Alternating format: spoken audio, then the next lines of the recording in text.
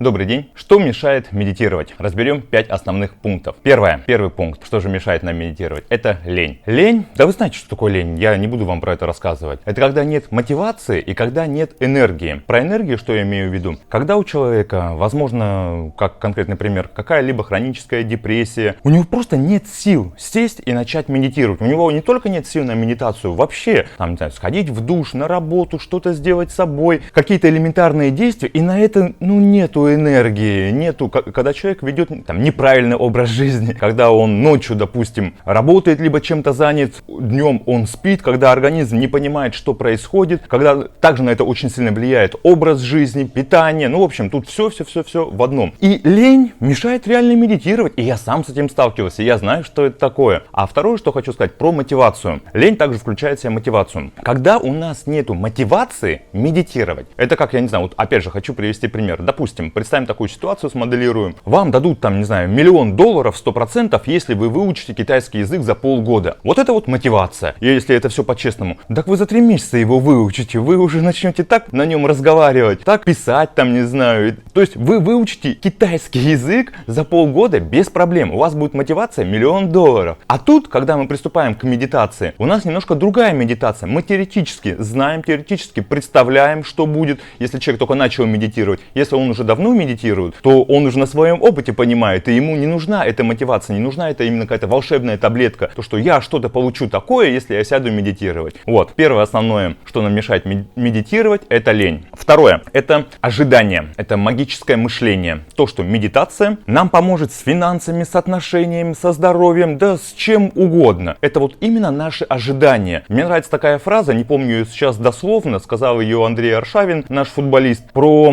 то, когда ему задали какой-то вопрос, в общем, они проиграли какой-то команде, и болельщики там, по-моему, на него бочку что-то гнали, и он сказал такую фразу: «Ваши ожидания – это ваши проблемы». Я вот не помню дословно, но примерно она звучит так. И тут то же самое. Когда мы слишком много ожидаем от медитации, и вообще это одно из основных правил, если мы хотим начать медитировать, если мы уже медитируем, то все ожидания мы полностью убираем. Мы ничего от медитации не ждем, мы ничего себе не представляем. Это не какая-то волшебная таблетка, которую мы выпили, и у нас появились сверхвозможности, сверхспособности, и мы там полностью изменили свою жизнь. Нет, это все будет в процессе. Вот такие вот ложные ожидания, они мешают медитировать, и это факт. Я тоже с этим сталкивался на своем личном примере. Третий пункт, что нам мешает медитировать, это рассеянное внимание. Это когда мы не можем концентрировать свое внимание на каком-либо действии, когда у нас нет фокусировки, когда мы делаем какие-то задачи в быту, на работе, в семье, по дому, и у нас постоянно мы думаем о разных мыслях, мы это начали, не закончили, переступили на следующую задачу, тут тоже что-то попытались, у нас не получилось, когда у нас в голове одновременно 100 мыслей, мы хотим вот это успеть. Наше внимание, оно постоянно везде, но не внутри, оно не сфокусировано, оно рассеяно, и это на самом деле большая проблема. И опять же, по своему личному опыту медитации, я прекрасно понимаю, о чем идет речь, то, что концентрированное внимание, четкое внимание, это очень тяжело на самом деле добиться. И когда люди говорят то, что у меня четкое внимание, у меня сконцентрировано, я свое внимание прокачал, у меня с этим все в порядке, но когда происходит процесс медитации, и тогда начинается анализ мыслей, звуков, прошлого, будущего, настоящего, что нас окружает, ощущения в теле, в общем, внимание расфокусировано. Это вот третье, что нам мешает медитировать. Четвертый пункт, это наши сомнения. Игра мозга, игра нашего сознания, игра нашей психики. То, что мы сомневаемся,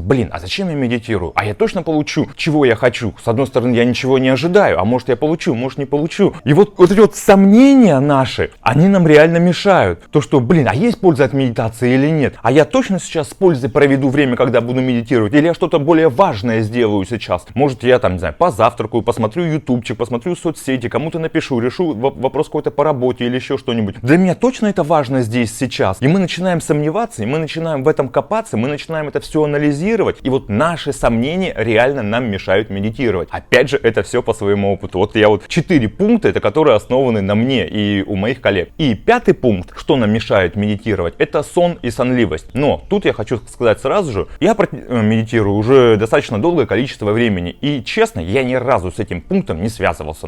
Не было у меня в процессе медитации такого, чтобы я хотел спать, чтобы меня вырубало, чтобы я там уже в полутрансовом состоянии каком-то был. Не было у меня такого, честно говорю. Вот у моих коллег, кто медитирует, у моих знакомых, опять же, я это часто слышал на ретритах, на випассанах, где я был, где я участвовал, то, что что да, у кого-то есть такое сонливость, то, что они когда садятся медитировать, либо в позе лотоса, полулотоса по-турецки, неважно, либо в японском стиле, либо на стул, когда садятся, и у них прям, они как бы погружаются в сон автоматически. Вот у меня лично такого никогда не было, но, как я сказал уже по опыту моих коллег, это одна из тоже больших проблем, даже не больших проблем, одна из причин, что нам мешает медитировать. У меня все, всем большое спасибо, если у вас есть какие-то вопросы, либо комментарии, то пишите, я буду на них отвечать. С вами был Сергей Витищенко, всего доброго, до свидания.